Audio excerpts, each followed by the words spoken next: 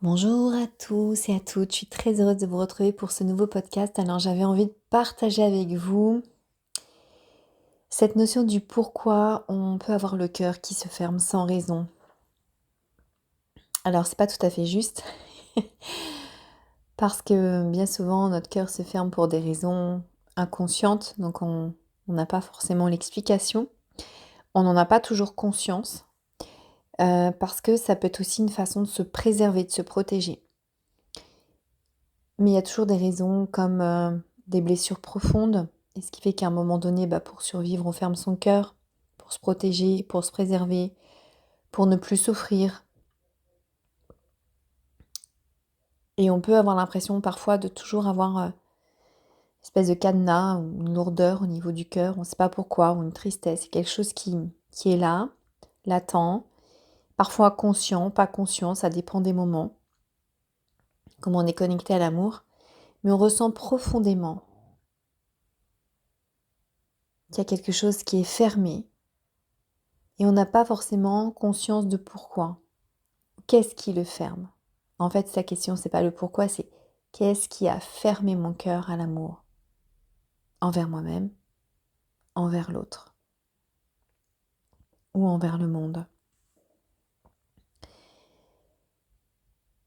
Et bien souvent,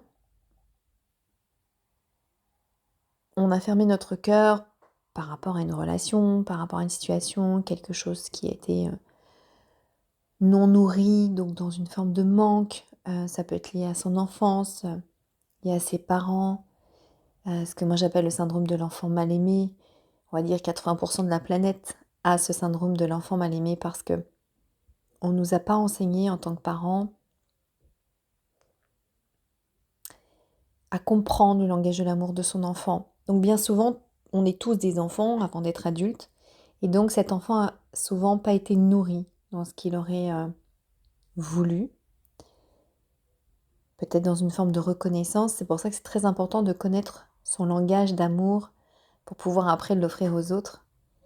Et de voir si on peut être compatible ou pas avec l'autre, ce qui évite justement des blessures et ce qui permet aussi de pouvoir ouvrir son cœur en conscience et en confiance, de se dire je peux y aller, parce que peu importe, en tout cas je fais le choix dans cette relation de cette compatibilité, de ces valeurs communes, de cet engagement à nourrir l'autre dans la relation, mais aussi que ça me nourrisse moi.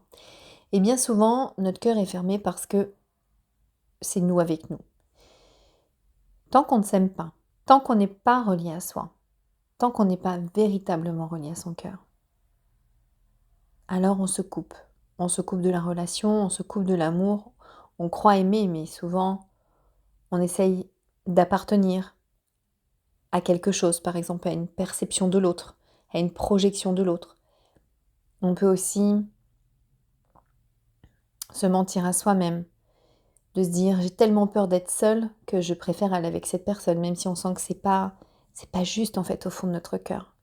Donc c'est la partie où on se renie. Ça ferme son cœur.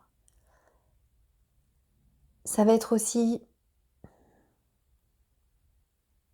quand on ne s'aime pas, quand on n'aime pas son corps, quand on n'aime pas ce qu'on est, quand on n'aime pas quand on a dit quelque chose qui n'était peut-être pas juste à l'instant présent, mais qui a peut-être été déclenché par une blessure, par une émotion, par un système de défense, peu importe. Mais sincèrement, autorisez-vous à ouvrir votre cœur déjà avec vous. C'est quelque chose que je répète souvent, mais vous avec vous, il n'y a pas de risque. Le seul risque que vous prenez, c'est oui, de pas toujours vous écouter, de parfois vous renier. Mais ça, c'est dans une deuxième étape, d'apprendre à s'écouter, à se faire confiance. Mais c'est déjà juste de se dire, ok, je vais aller voir où j'ai mis cette protection au niveau de mon cœur par rapport à moi-même.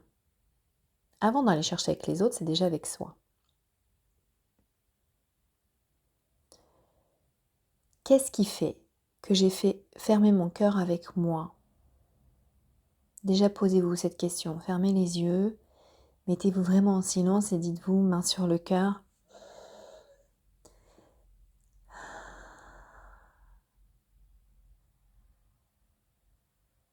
qu'est-ce qui a été mon expérience où j'ai fermé mon cœur à qui je suis, à moi-même. Et c'est la première question que vous devez vous poser. Parce que à partir de là, quand on ouvre son cœur avec soi, on peut aller ouvrir son cœur sur toutes les blessures qu'on a reçues de l'autre et les libérer les unes après les autres.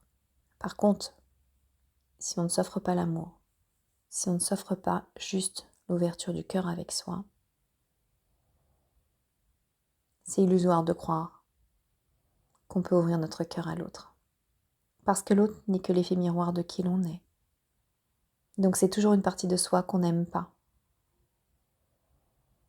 Pas parce qu'on l'a choisi ou qu'on l'a désiré, mais parce que tant que notre cœur est fermé, l'amour ne peut pas circuler. Cette énergie d'amour ne peut pas être totalement libre. Et peu importe comment l'autre recevra votre amour, si déjà ça part de soi, de toi là, de ton cœur, si toi tu sais que ce que tu offres à l'autre est de l'amour, alors à ce moment-là on n'attend plus rien de l'autre. Parce qu'on est relié à tellement plus grand que soi,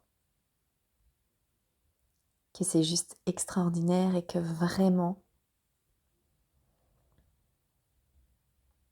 je dirais la magie, mais c'est le mot juste, je ne sais pas, mais en tout cas, on va l'appeler comme ça. Il y a cette magie qui s'opère comme quand on rencontre quelqu'un pour la première fois. Parfois, il y a cette sensation de rencontre parce que c'est d'âme à âme que ça se passe. Et là, effectivement, le cœur s'ouvre, la connexion se fait. Il n'y a pas besoin de mots, ça se ressent profondément l'un à l'autre. Et ça, vous pouvez le vivre avec n'importe qui quand votre cœur est ouvert. Donc vraiment, je vous invite à prendre le temps, quand vous le ressentirez, quand vous sentirez l'appel de votre cœur, le vôtre, de vous dire, ok, quelle est l'expérience qui a fait que j'ai fermé mon cœur à moi-même? Et c'est le plus beau cadeau d'amour que vous pouvez vous offrir pour démarrer vraiment une existence avec vous-même. Je vous souhaite une douce journée et prenez soin de vous. À très vite.